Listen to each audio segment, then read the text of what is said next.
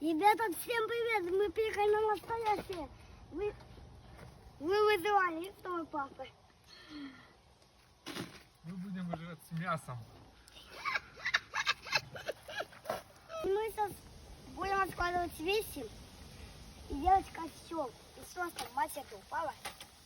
Сейчас мы говорим, что будем каву, грузы костра будет, ребята.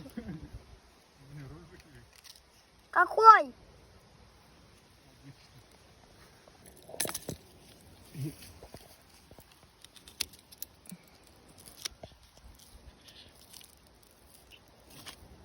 Вот такое вот полноценное настоящее огниво. Вот. А Туда прям не тыкай. как меня учил видео? Трещина. Делаем вот так вот. Когда я этого щелкал, так и щелкал. Фига ты с первого раза. Вот это чудеса. Ну что, мощь?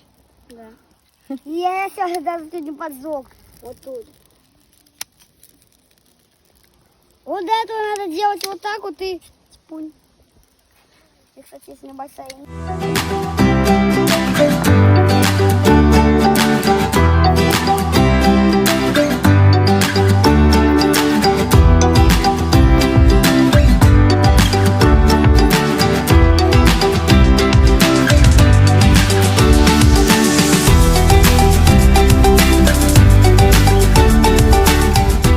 Ребята, мы позади со ссылка, сейчас будем косить вот туда.